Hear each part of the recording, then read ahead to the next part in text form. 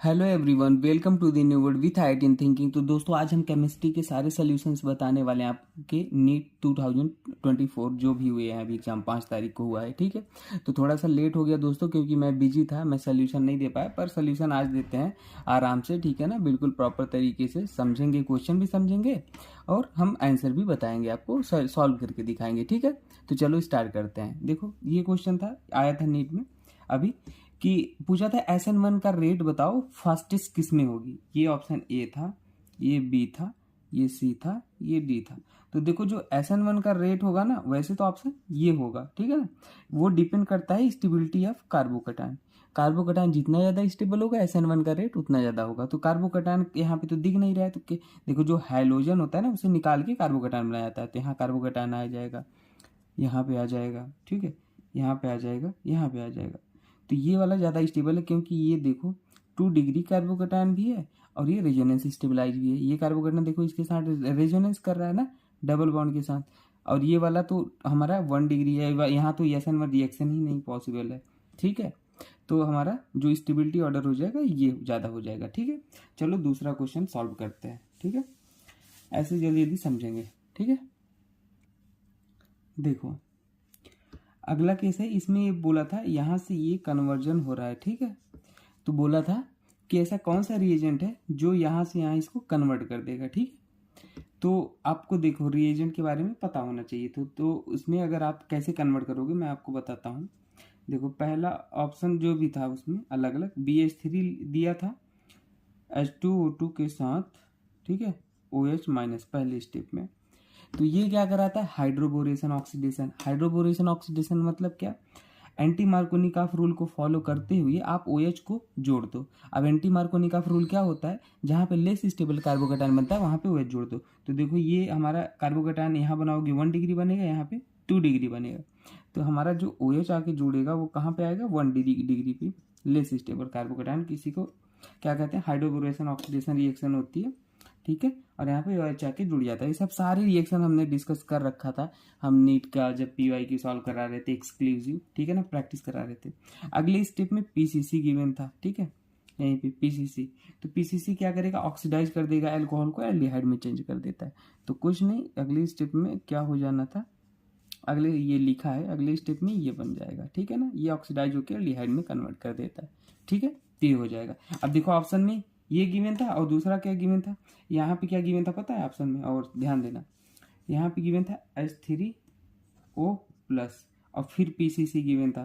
तो ये वाला नहीं कराएगा, क्यों नहीं कराएगा, क्योंकि ये मार्कोनिकॉफ रूल को फॉलो करा के OH जोड़ता है। तो जैसे ये यहाँ पे जो OH आता ना, वो यहाँ पे ना आके यहाँ पे आता, और फिर यहाँ पे अलग, यहाँ पे PCC क्या करता, अलग आ जाता। ECHO में यहाँ चाहिए था ना, तो यहाँ पे आता, तो वो सही नहीं होता, ठीक है।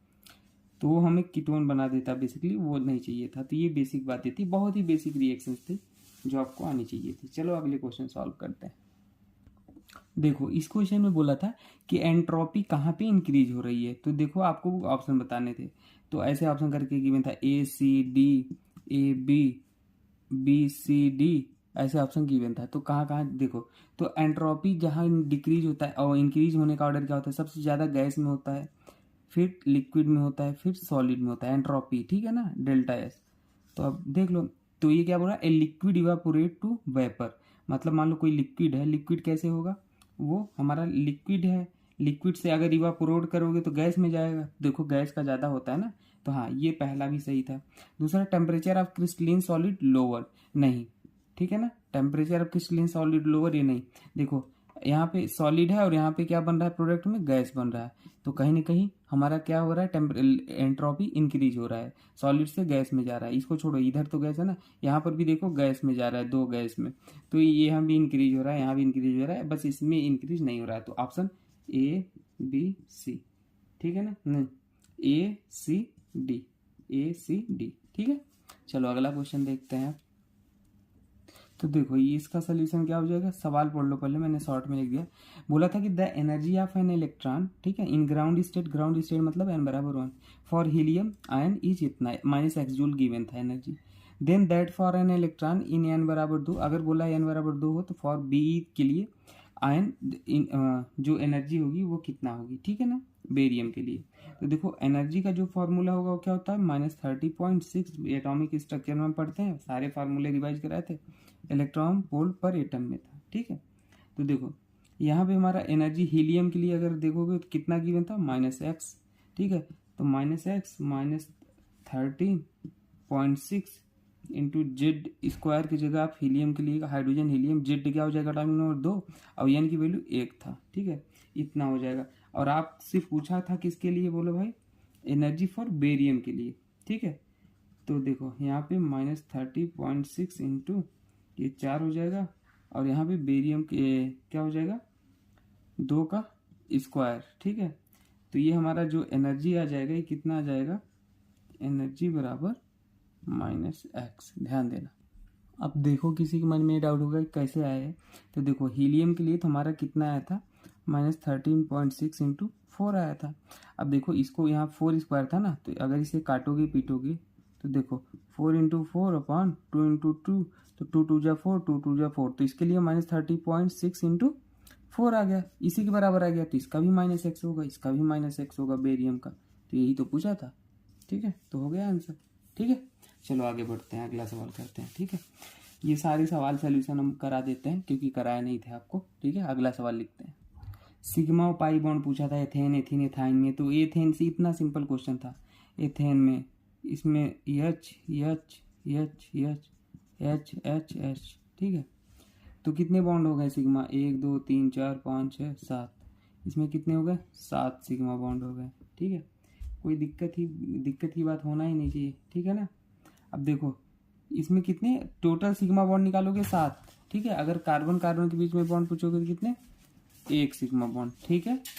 अगर एथीन में पूछोगे तो एथीन का C C H H H H H, तो देखो 1 सिग्मा 2 सिग्मा और 1 सिग्मा ए, 3 2 5, ठीक है ना। तो सिग्मा पाई बॉन्ड तो क्या ही बताऊं, और ये स्ट्रक्चर एथाइन का क्या हो जाएगा, ये हो जाएगा, ठीक है ना, एल्काइन एथाइन।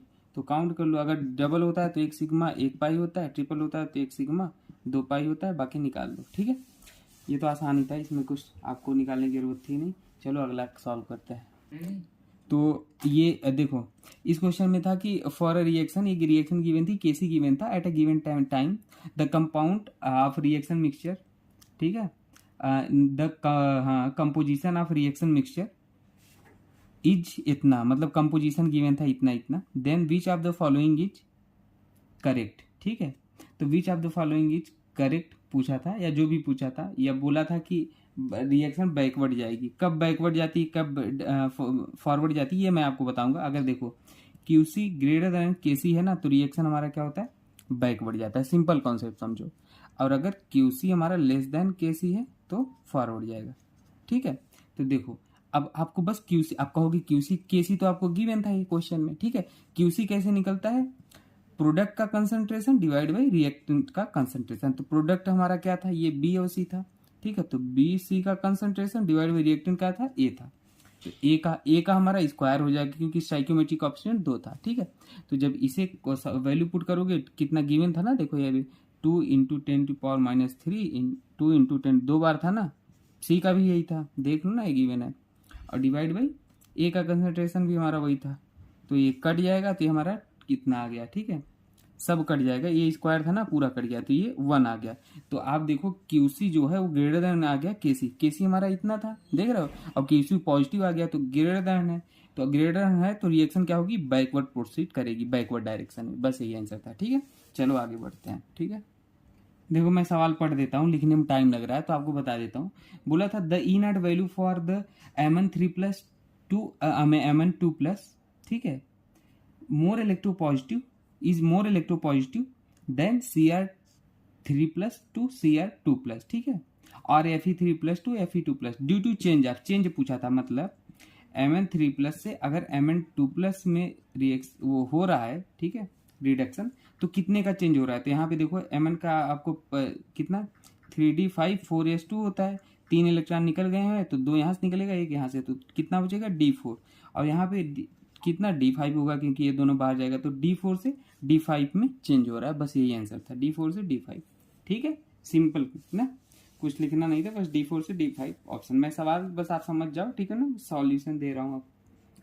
एक क्वेश्चन और था ऐसे कि आइसोथर्मल मैचिंग का क्वेश्चन था, आइसोथर्मल गिवन था, आइसोकोरिक गिवन था, ठीक है, आइसोबारिक गिवन था और एडियाबेटिक गिवन था। तो आइसोथर्मल में थर्मल नाम है तो टेम्परेचर कांस्टेंट होता है, सीधी बात।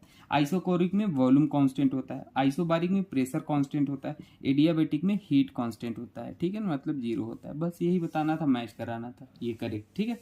आगे चलते हैं भाई, सारे क्वेश्चन हम आपको करा देंगे, ठीक है। अगला क्वेश्चन देखो भाई, अब सवाल मैं लिखता नहीं हूँ, पढ़ ही देता हूँ। बोला था 1 gram of NaOH was treated with 25 ml of 0.75 molar HCl solution, ठीक है। तो then the mass of NaOH left unreacted is equal to, देखो एक HCl रिएक्शन क्या बोला है, NaOH से ट्रीट किया जा रहा था, ठीक है। तो हमारा ये न्यूट्रलाइजेशन रिएक्शन होगी, एसिड बेस रिएक्ट करता है तो H2O बाहर निकलता है, साल्ट का फॉर्मेशन होता है। ये हमारा क्या था, ए था, ये हमारा बी था। तो इसका हमारा जो 1 मोल है, अगर कुछ नहीं तो 1 मोल बराबर मॉलिक्यूलर वेट के बराबर होता है, तो मॉलिक्यूलर वेट 36.5 ग्राम और NaOH का 40 ग्राम। ये 1 मोल, चाहे 1 मोल हमारा मॉलिक्यूलर वेट के बराबर होता है, वो लिख लोगे, ठीक है। अब देखो ये हमारा क्या था, अगर आप मोल को क्या लोगे, ग्राम में है तो इसे मिली मोल में लो, ठीक है ना, ये मिली मोल में हो जाएगा। उसे अगर आप mg में लोगे तो ये मिली मोल में हो जाएगा, ठीक है। वेट अगर आप mg में लोगे तो हमारा जो मोल होता है वो मिली मोल में हो जाएगा, ठीक है, क्योंकि ऑप्शन मिली मोल में था। तो देखो हमें पता है क्या फार्मूला, जो मोलरिटी होता है वो क्या होता है, weight upon gram molecular weight 1000 divide by volume, या मोलरिटी क्या होता है, number of moles of solute divide by volume of solution in litre, ठीक है, ये होता है। तो अब वैल्यू पुट कर लो, कुछ करना नहीं था, सिंपल। तो वेट आप सिंपली निकाल लो, वेट हमारा कितना, वेट को इधर ले आओगे तो मैथमेटिक्स आप समझ जाओ, यम इंटू ये उधर चला जाए, gram molecular weight into volume divide by 1000, ठीक है। तो वैल्यू पुट कर लो 0.75, ठीक है, और 37.5 जो भी था 25 इंटू ये वैल्यू पुट करो तो मोलरिटी हमारा 0.75 हो गया, 37.5 हमारा क्या हो गया HCl का, ठीक है, molecular weight, gram molecular weight, volume हो गया 25, ठीक है, डिवाइड बाई हमारा, इसे जब आप सॉल्व करोगे तो हमारा कितना आ जाएगा 1000, वेट बराबर हमारा आ जाएगा 7550 mg आ जाएगा, ठीक है। इतना हमारा यूज हुआ है रिएक्शन में। अब देखो हमें पता है क्या, 1 ग्राम बराबर क्या होता है 1000 mg, ठीक है। तो 2 mg हमारा क्या हो जाएगा, एक्सेस में हो जाएगा। ये मैं आपको सवाल समझाता हूँ कैसे हो रहा है, एक सेकेंड। तो क्वेश्चन ये बोला था सिंपली, अब समझो आप कि HCl जो है ना हमारा NaOH से ट्रीट करा, 1 gram of sodium hydroxide was treated with 25 ml of 0.75 molar HCl। मतलब ये बोला कि ये 1 ग्राम इसका, ठीक है ना, इसके हमारे 25 ml प्लस 0.75 मोलर HCl से ट्रीट कराया जाता है, ठीक है। तो बोला है कि कितने हमारा ग्राम mg में आंसर पूछा था NaOH लेफ्ट करेगा, ठीक है। तो एक बात तो क्लियर है कि NaOH एक्सेस में है तो हमारा लिमिटिंग रेजेंट कौन होता है, जो कम मात्रा में होता है, तो HCl लिमिटिंग है, ठीक है। अब देखो इसका 1 ग्राम गिवन, 1 ग्राम मतलब उसका मॉलिक्यूलर वेट के बराबर है मोल, ठीक है। तो हमारा 1 मोल या 1 ग्राम, 1 मोल गिवन है ना, कुछ नहीं गिवन है तो उसके मॉलिक्यूलर वेट के हमने बराबर लिख दिया, ठीक है। मोलरिटी का फार्मूला ये होता है, ये ग्राम में होता है, ये हमने लिखा, ये मतलब मिलीग्राम में। तो हमने वेट निकाला तो ये हमको गिवन था, ठीक है, मोलरिटी। और ये 36.5 हमने HCl का ही क्यों लिया, क्योंकि पूछा था कितना NaOH का लेफ्ट करेगा, तो HCl लेफ्ट NaOH का करेगा, लिमिटिंग रेजेंट हमारा HCl हुआ, इसलिए हमने HCl का यहाँ पे लिया, ठीक है। वॉल्यूम हमारा 25 ml, ठीक है, ml में। तो जब इसको हमने सॉल्व किया तो हमारा आ गया कितना 0. अब देखो ये तो हमारा आ गया किसके लिए, किसके लिए आ गया भाई, HCl के लिए। तो बोला था कितने मोल NaOH हमारा लेफ्ट करेगा, तो अगर NaOH के लिए निकालोगे तो हमारा 0.75 इंटू 36.5 इंटू 25, NaOH का मॉलिक्यूलर वेट 40 है और डिवाइड बाई इनिशियल हमारा लिमिट 36.5, जब इसे कट पीट करोगे तो हमारा ये आ जाएगा 750 mg, अब बोला था ये मतलब इतना mg रिक्वायर्ड होगा NaOH का रिएक्ट करने का, लेकिन हमको गिवन कितना था 1 ग्राम। 1 ग्राम मतलब 1000 मिलीग्राम। तो 1000 मिलीग्राम हमको गिवन था, हमको कितना रिक्वायर्ड है रिएक्ट कराने के लिए 750 mg। तो 1000 में हम माइनस करेंगे 750 mg, तो हमारा 250 mg आ जाएगा हमारा इसका जो रिक्वायर्ड है पूछा है। ठीक है, तो ये करेगा इतना आंसर। हमें पता है आपको ये थोड़ा सा कन्फ्यूजन है समझने में, पर ये मैं सोल्यूशन दे रहा हूँ आपको जस्ट, ठीक है ना। अब आप समझ जाओ, अभी आंसर ये आ जाएगा।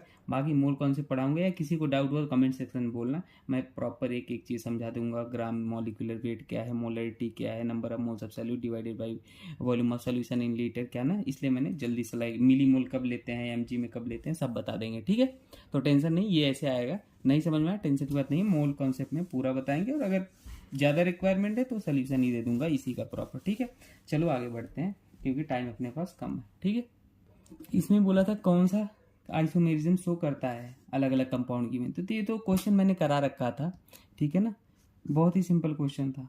ठीक है, कभी NO2 NCS, ठीक है ना, इस टाइप के SCN इस टाइप के दिखते हैं तो वो लिंकेज आइसोमेरिज्म शो करते हैं। ठीक है, तो ये तो लिंकेज आइसोमेरिज्म हो गया। ये वाला हमारा क्लोरीन ब्रोमीन ये सब दिखते हैं तो ये क्या हो जाते हैं आयनाइजेशन आइसोमेरिज्म। ठीक है ना, ये कोऑर्डिनेशन के अंदर दोनों ब्रैकेट के अंदर तो ये कोऑर्डिनेशन आइसोमेरिज्म। कभी H2O दिखता है तो साल्वेटेड आइसोमेरिज्म, हाइड्रेटेड आइसोमेरिज्म। सिंपल था, इसमें कुछ करना ही नहीं था। ठीक है, अगला क्वेश्चन देखते हैं। बोला था ग्रुप 16, ठीक है ना, के एलिमेंट अगर आपके पास गिवन है, ठीक है, जैसे कि ऑक्सीजन, सल्फर, सेलेनियम, टेलेरियम और PO। ठीक है, तो कौन सा एलिमेंट ऐसा है जो -2 ऑक्सीडेशन स्टेट नहीं शो करेगा। तो देखो इसमें इलेक्ट्रोनेगेटिविटी का जो ट्रेंड है वो ऑक्सीजन सबसे ज़्यादा इलेक्ट्रोनेगेटिव है। इलेक्ट्रोनेगेटिव मतलब उसे नेगेटिव चार्ज पसंद होगा, और नीचे मेटालिक कैरेक्टर भी इंक्रीज होता है। ठीक है, तो देखो तो ये मोर इलेक्ट्रोनेगेटिव होती है, ये तो बहुत ज़्यादा पसंद करेगा। जैसे जैसे ऊपर से नीचे आओगे तो इलेक्ट्रोनेगेटिविटी कहीं ना कहीं हमारी घटेगी, तो ये जो होगा ये कम पसंद करेगा -2 को। तो ऐसे आप अंदाज़ा लगा सकते थे यही वाला होगा ऑप्शन। ठीक है, मतलब पोलोरियम -100 नहीं के 2 नहीं करेगा 100। ठीक है, अगला करते हैं सॉल्व। ठीक है, देखो बहुत ही सिंपल सिंपल क्वेश्चन गिवन थे। बोला था कि अल्कोहल गिवन था, ये कैसे ऐसे गिवन थे। ठीक है ना, ऐसे सिंपल था। लूकास रिएजेंट भी मैंने कराया था। ठीक है, बोला था which one of the following alcohol react instantaneously with Lucas reagent. कौन सा लूकास रिएजेंट से बहुत ही फास्ट रिएक्शन करेगा, ZnCl2 एनहाइड। तो लूकास रिएजेंट का इसने रेट पूछा था, मतलब विच of the following alcohol react instantaneously with Lucas reagent. तो 3 डिग्री, फिर 2 डिग्री, फिर 1 डिग्री। तो 3 डिग्री होगा सबसे फास्टेस्ट रिएक्ट करने वाला लूकास रिएजेंट के साथ। ठीक है ना, ये भी मैंने बताया था। अगला क्वेश्चन है कि फेरेड, कितने फेरेड का चेंज हो रहा है। अगर 1 मोल H2O है, O2 में जा रहा है तो कितने का चेंज हो रहा है। तो देखो यहाँ ऑक्सीजन -2 है, यहाँ 0 है, तो चेंज कितने का है 2। तो दो इलेक्ट्रॉन का चेंज है तो उसी को 2 फेरेड बोलते हैं। 1 इलेक्ट्रॉन का होता है तो 1 फेरेड बोल देते हैं। यहाँ पे +7 से +2 में जा रहा है तो यहाँ पे 5 फेरेड का चेंज है। ठीक है, 5 फेरेड है। और कैल्शियम यहाँ पर भी 2 का चेंज है तो यहाँ पर भी 2 फेरेड। यहाँ पर 3 से 2 हो रहा है तो 1 फेरेड। बस यही सिंपल क्वेश्चन ही करना था, दिख रहा आपको 1 फेरेड। ठीक है, आगे बढ़ते हैं, आगे क्वेश्चन जल्दी जल्दी सॉल्व करा देते हैं आपके। ठीक है, अगला पूछा था the highest number of atom. Highest number of atom मतलब सीधी बात है यार, जहाँ पे अगर मोल होगा, मोल इंक्रीज होगा तो वहाँ पे एटम भी इंक्रीज होगा, क्योंकि 1 मोल बराबर कितना होता है 6.023 इंटू 10⁻23। ठीक है, एटम जो भी चीज़ें होंगी वो इतना होता है। तो अब देखो मोल गिवन था, आपको क्या गिवन था 4 ग्राम ऑफ हीलियम गिवन था ऑप्शन में। तो कहाँ एन बराबर मोल बराबर वेट अपन मॉलिकुलर वेट। वेट हमारा 4 ग्राम था, मॉलिकुलर वेट हीलियम का 4, तो मोल बराबर 1 आ गया। ठीक है, ऐसे हमारा वॉल्यूम के टर्म में कितना होता है, वॉल्यूम के टर्म में बताओ 22.4 होता है ना। 1 मोल बराबर कितना ऑक्युपाई करता है 22.4 लीटर, है ना, 1 मोल बराबर वॉल्यूम के टर्म में। तो ऐसे इसमें हमारा निकाल लोगे। अगला ऑप्शन हमारा जो गिवन था, यहाँ पे 4 ग्राम हीलियम था और 4 मोल ऑफ हीलियम था। तो सीधी सी बात है भाई, अगर ये 4 ग्राम था तो यहाँ से 1 मोल आया था, यहाँ 4 मोल है तो भाई हमारे जो एटम होंगे यहाँ पे एटम ही ज़्यादा होंगे। तो 4 मोल मतलब 4 इंटू 6.02 इंटू 10^23, समझ रहे हो। मोल मतलब 1 मोल बराबर कितना होता है, इतना होता है। 4 मोल बराबर इतना होगा, तो इतनी ज़्यादा एटम होंगे, तो 4 मोल ऑफ हीलियम वाला ही ऑप्शन सही था सिंपली। ठीक है, मैं पूरा ऑप्शन चेक नहीं करा रहा हूँ, सॉल्व कर लेना आप। मतलब वो तो मैं बाद में डिटेल में बताऊँगा, पर अभी आंसर बता रहा हूँ जस्ट। ठीक है, अब देखो आपसे अगला क्वेश्चन क्या पूछा था, सेम मैग्नेटिक मोमेंट किस में होगा, मतलब म्यू। ठीक है, जैसे Ti3+ था, Mn+2 था, तो नंबर ऑफ अनपेयर्ड इलेक्ट्रॉन जिसमें सेम होगा उसी मैग्नेटिक मोमेंट सेम होगा। तो टाइटेनियम का निकालोगे 3d2 4s2 हो जाएगा, टाइटेनियम 3+ का। ठीक है, तो इसमें से इलेक्ट्रॉन भी निकाल दोगे ना अभी, स्कैंडियम टाइटेनियम, स्कैंडियम टाइटेनियम, तो 2 यहाँ से निकल जाएगा, यहाँ 3d1 ही आएगा। ठीक है, अब मैग्नीज 2 का निकालोगे तो कितना हो जाएगा 3d5, क्रोमियम का निकालोगे 3d4। ठीक है, और यहाँ पे आयरन का निकालोगे तो 3d6। ठीक है, तो 3d6 का देखो, भ्रमित मत हो जाना, 1 2 3 4 5 6, तो यहाँ भी 4 अनपेयर्ड इलेक्ट्रॉन, और यहाँ पर डी 1 2 3 1 2 3 4, यहाँ भी 4 अनपेयर्ड इलेक्ट्रॉन, लेकिन यहाँ पे अलग अलग अनपेयर्ड इलेक्ट्रॉन है। तो यहाँ पे जितने अनपेयर्ड इलेक्ट्रॉन सेम है, तो क्रोमियम और आयरन का हमारा मैग्नेटिक मोमेंट क्या हो जाएगा, सेम हो जाएगा। ठीक है, स्पिन मैग्नेटिक मोमेंट, कोई दिक्कत।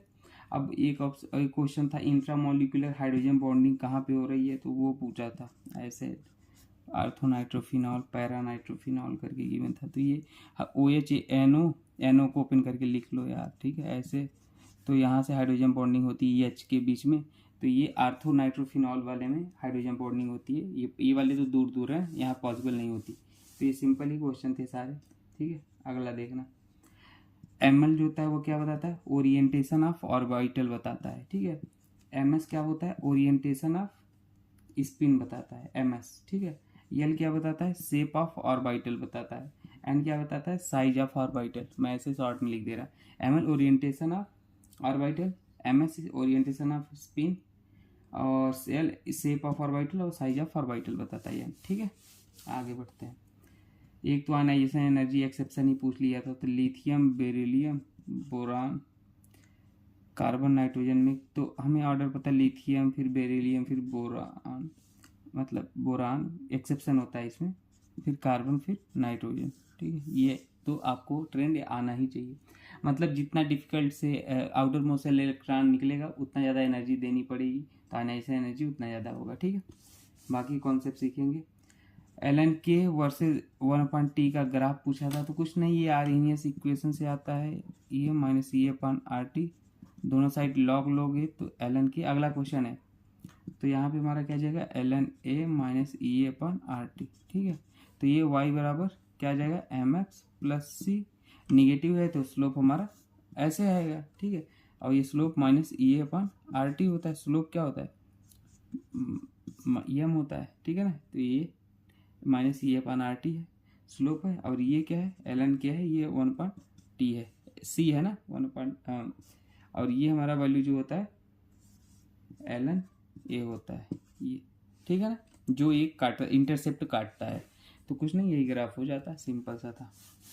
ठीक है, अगला देखो, इलेक्ट्रोनेगेटिविटी का ऑर्डर पूछा था, तो फ्लोरीन, ऑक्सीजन, नाइट्रोजन, कार्बन, ये सब तो ऑर्गेनिक में भी बताया, इनऑर्गेनिक, ये तो इलेक्ट्रोनेगेटिविटी का ऑर्डर तो याद ही होना चाहिए। ठीक है, अगला क्वेश्चन ये भी था।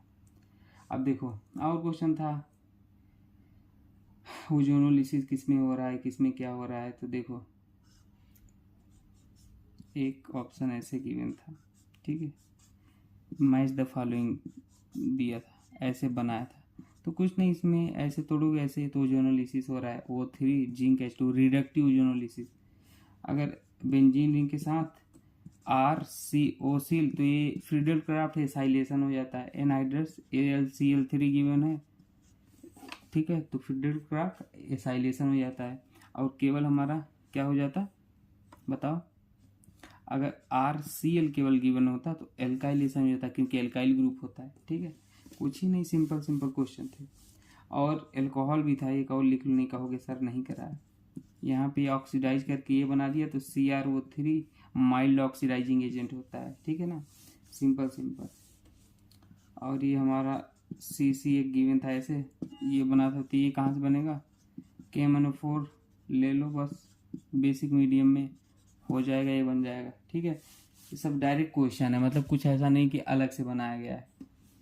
एनिलीन हमारा बोला था अगला क्वेश्चन में कि क्यों रिएक्शन नहीं देते, फिडेलक्राफ्ट एल्काइलेशन क्यों शो नहीं करता, क्योंकि ये ल्यूइस एसिड स्ट्रॉन्ग AlCl3 होता है और ये हमारा हाईली एक्टिवेटिंग ग्रुप होता है, तो यहाँ एसिड बेस रिएक्शन हो जाती है, इसलिए हमारा पॉसिबल नहीं होता है फिडेलक्राफ्ट एल्काइलेशन रिएक्शन। ठीक है ना, एसिड बेस रिएक्शन हो जाती है। ठीक है, समझ आया बात। और ये हमारा गैब्रियल जो एनिलीन होता है ना, ये गैब्रियल मेथड से प्रिपेयर नहीं किया जा सकता। गैब्रियल मेथड हमारा किसके लिए यूज होता है, केवल 1 degree aliphatic amine, 1 degree aliphatic amine के लिए होता है गैब्रियल। ठीक है ना मेथड, याद रख लेना। KC बराबर नॉट इक्वल टू KP अगला क्वेश्चन था, पूछा था किस में होगा, तो सिंपल ही क्वेश्चन था यार।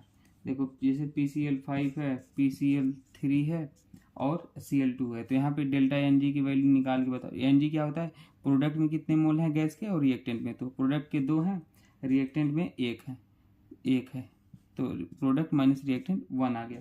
तो यहीं पे हमारा KP equal to not equal to KC, अगर जहाँ जहाँ इक्वल आ जाएंगे तो वहाँ इक्वल है, नहीं तो नहीं। ठीक है, सिंपल है। ऐसा क्वेश्चन करा रखे, मोस्ट स्टेबल कार्बोकैटायन पूछा था। अब ये क्वेश्चन तो आप कर ही लिए होंगे, नहीं किए होंगे तो फिर बहुत बड़ी गलती की है। ऐसे तो पता नहीं जाने कितने क्वेश्चन कराए हैं, सारे क्वेश्चन मैंने करा रखे थे। वो लास्ट के जो 20 लेक्चर देखा होगा ना, सब क्वेश्चन हो गए होंगे।